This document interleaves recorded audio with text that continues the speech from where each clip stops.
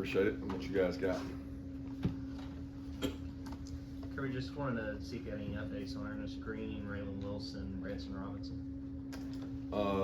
Ernest was able to go yesterday some of the time. He's dealing with a little bit of an ankle sprain, but he worked out and ran Monday, and he practiced probably about 50% of the reps yesterday, so we think he's going to be okay. Raylan's still dealing with a hyperextended knee. Branson had a significant injury yesterday. He had a non-contact ruptured patella tendon, so he will be out for the season. Tough break for him. He was, coming back from a toe injury on the other leg, and he actually was not even in a contact drill. He cut and planted and ruptured the patella tendon. So unfortunately, he'll get a full recovery, but he'll be out for the season, which puts us in a tough situation at back. Kendall's actually taking some more reps. He's been able to do some things, but he's not 100%. And Andrew is getting a ton of reps. Rod Robinson is getting a ton of reps. Cash is getting a lot of work. So it'll be done by committee like it always has been here. I hate it for Branson because he had really worked hard. At the end of the spring when he had the turf toe, he was battling back all off season. He's had a great summer and looked really good in the days leading up to this injury. Yeah, Coach, I think you talked a little bit about it last time I got you, but what does that transition look and feel like from I'm preparing my football team for the season and I'm preparing my football team for an opponent? It's very different in terms of what we do at practice. We do a lot more against each other while we're preparing for the season. It's a lot more about mental toughness, going in the heat, pushing through, developing the entire roster. When you start talking about game planning for a game, it's exactly that. You start game planning for a game. Now we're not to that point yet. We're not working on our opponent. We take this week and work on several of our future opponents so that we have footage and material, and I would say 25% of the practice is focused on an opponent and 75% of the practice is focused on us, because at the end of the day we're trying to get us better. But by Friday our focus will have turned to our opponent.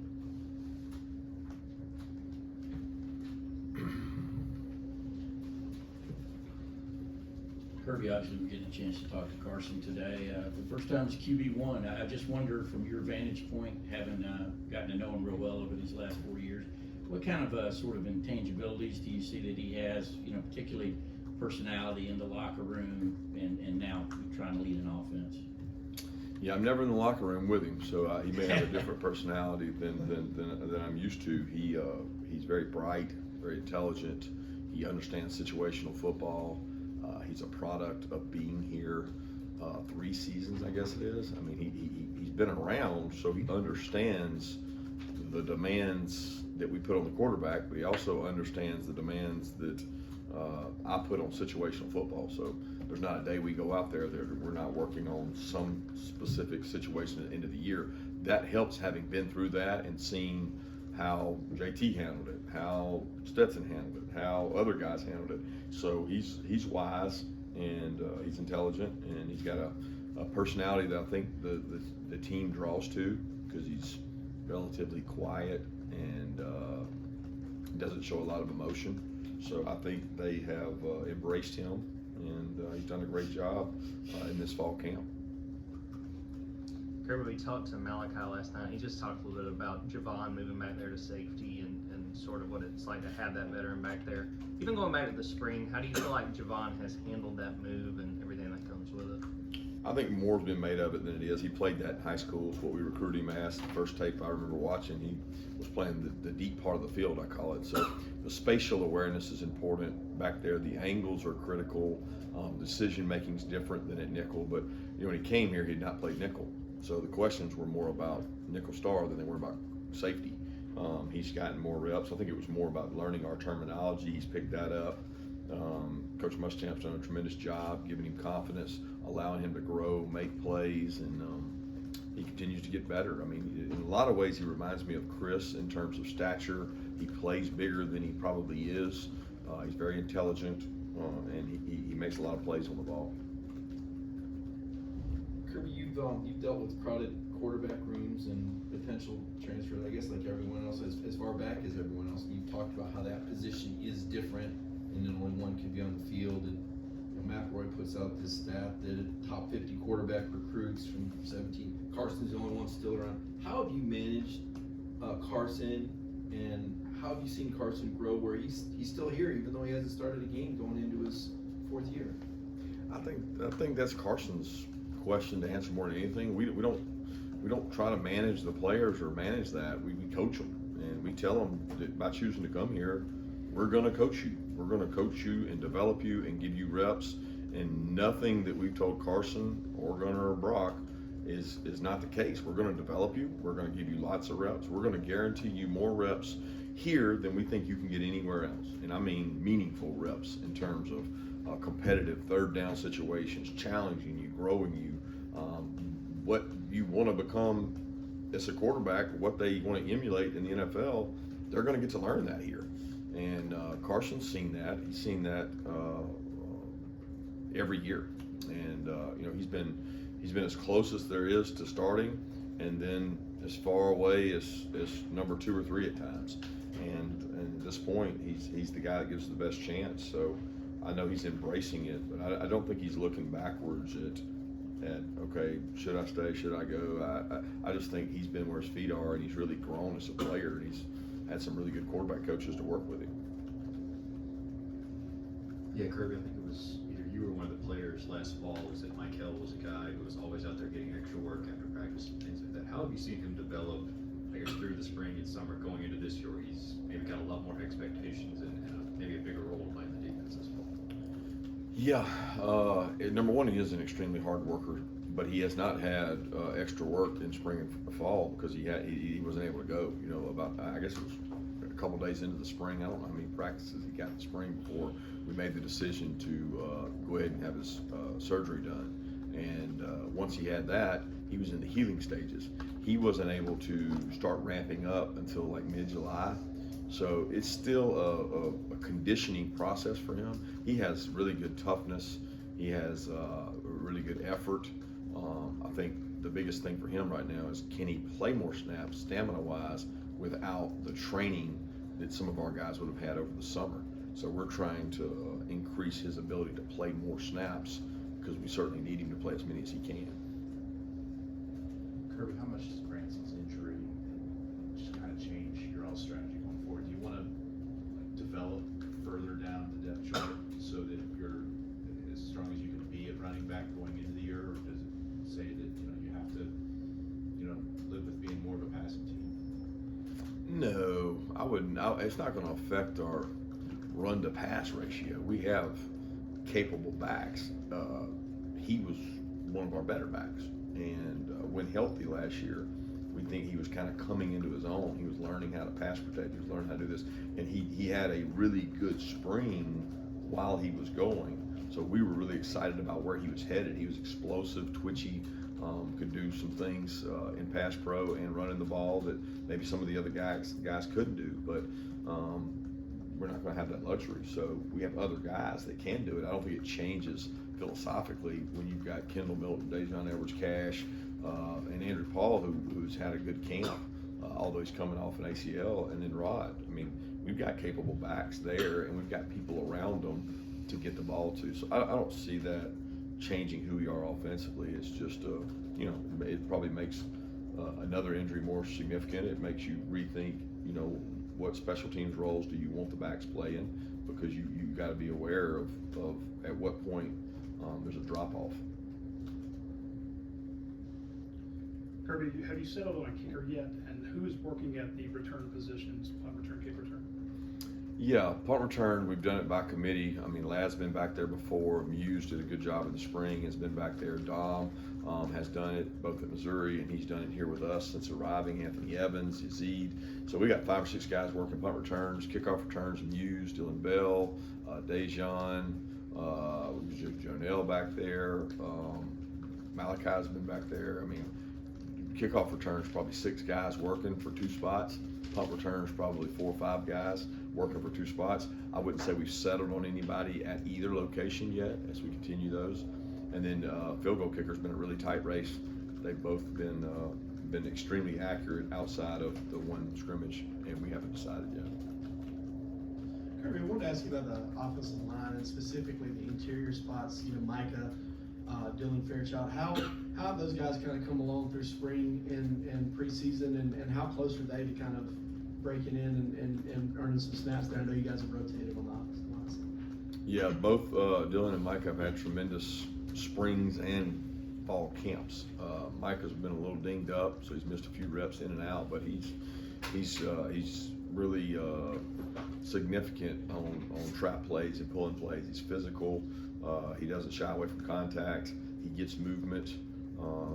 Again, he needs to improve his stamina to be able to play to the level of a starter consistently every snap.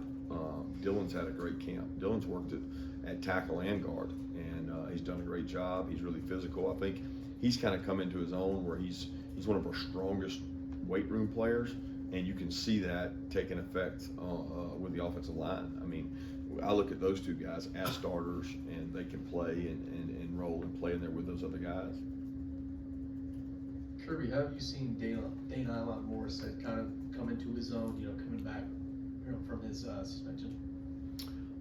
Denial's done a good job. He's dealing with a little bit of a growing injury right now. He had a sports hernia on the other side, and he had a growing yesterday that started bothering him. But the first couple of days he's been out there with us, he's done a really nice job and competitive, tough.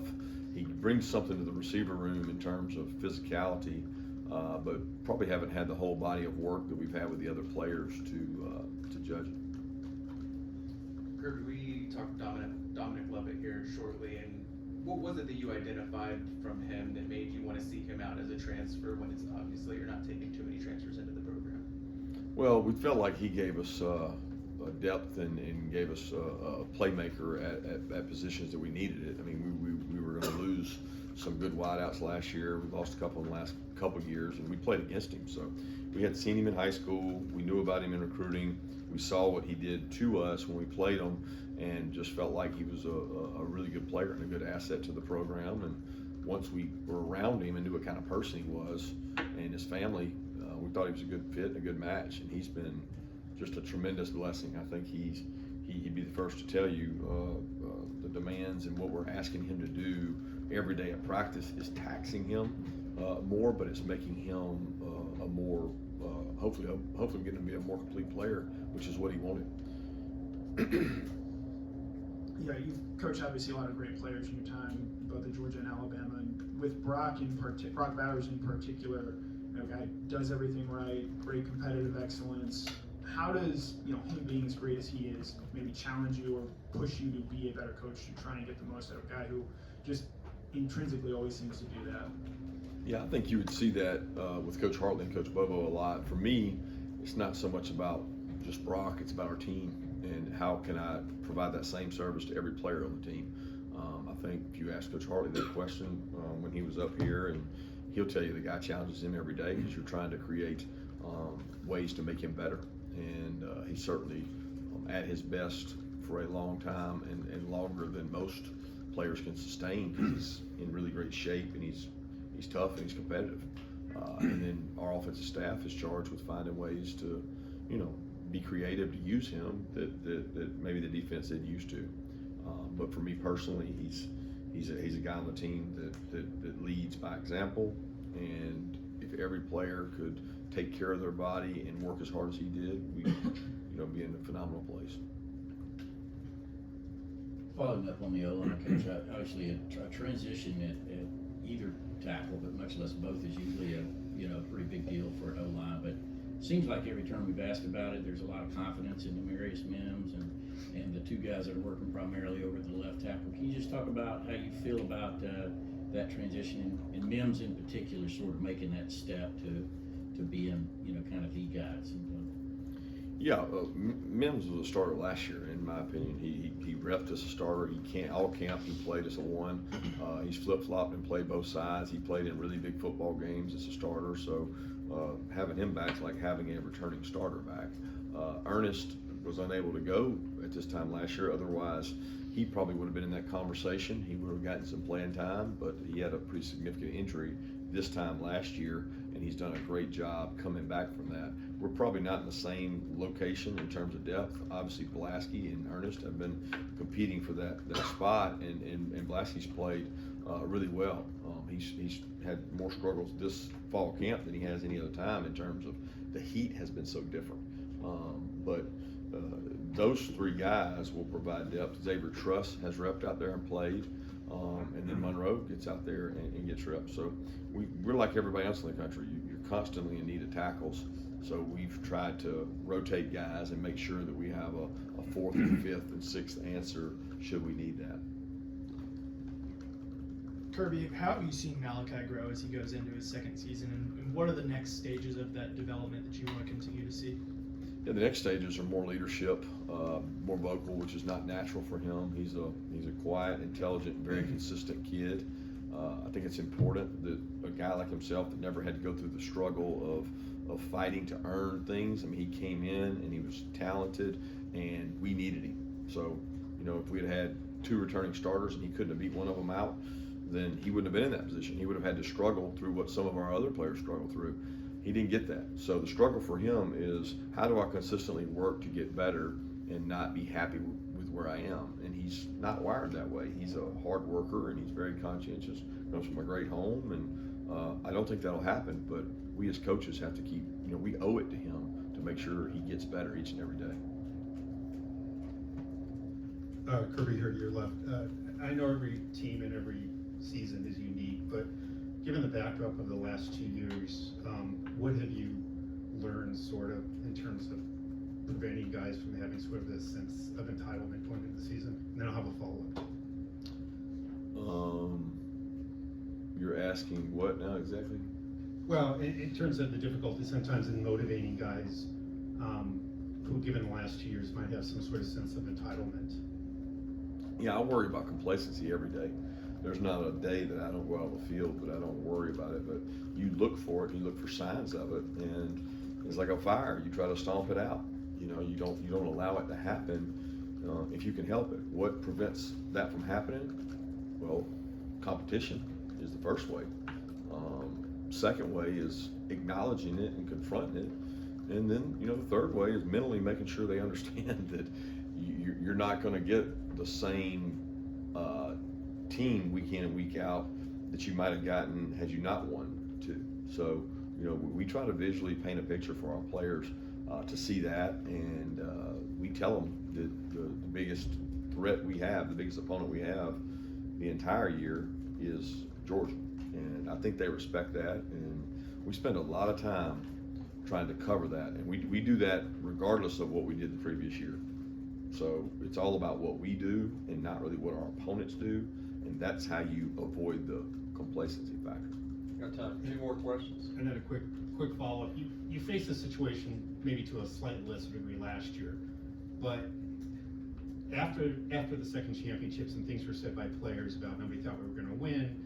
One player said we were going to go 7-5. You said whatever you said, at the victory parade. It seemed apparent that somewhere along the way, you either sort of lied or skewed the truth in terms of what was being said or written out there. I'm just wondering, could you sort of acknowledge that now, and to what degree and how often do you actually do that? I never thought, if I ever thought we were going to go 7-5, they need to check me into a psychiatric ward, because I never thought that. I never said that. I never expressed that. That's never been a thing. I saw something where a player said that on the field or something, but that these players read more stuff on Twitter and social media than I do. So what I paint to them is maybe a level of disrespect before maybe 1 game or 2 games, but not a season or not a thought of that. I don't think that works when you're Georgia. I just don't think that works. I think what works is, what are we doing this week against this opponent to be better than them? And a lot of times we may be line up and be favored or be better than them. So then what are we doing to ourselves to make sure that we're trying to beat everybody in the country and not somebody? I'm a lot more passionate and adamant about what we're doing over what we're selling as what the outside world might say, or this narrative that is like, you need this narrative of the world against us. I think we may have had that once or twice last year, but But that's not something that we're painting the whole time, and we're certainly not trying to paint that this year. We're focused on better never rest. We're focused on being the best we can. I'm sorry, correct me if I'm wrong, but did you have some comments at the victory parade, something, I don't know the exact wording, something that you effective, nobody believed in us, or whatever it was? A lot of people doubted us throughout the season. And, you know, you go back and watch some of the games before we played a team that was ranked higher than us. So that may have been a case for one game, but not necessarily the whole season. Last question. Yeah, Coach, you talked about asking the question about sticking around for Carson, but it's not necessarily just Carson. 18 of that 20, that COVID class, that COVID babies have stuck around. What's been the key to this program in the retention rates? And we asked this question to Coach Harley. He attributed it to practice. What specifically are y'all doing in practice that makes guys want to stick around this place? I don't know. If you did it based on practice, they'd probably want to leave because they have tough physical practices. I do think that the first question is, what do you bring into your program? So if you're bringing kids in that like hard, that want to develop, and they truly all say that in recruiting, but if you actually get the ones that want to develop and want to grow and get better, they embrace hard. They embrace the challenge of being physical at practice and doing that. But as far as our retention, it's investment. It's the same thing you do in anything else. If you invest in your organization, your people, your employees, your players in this case, guess what?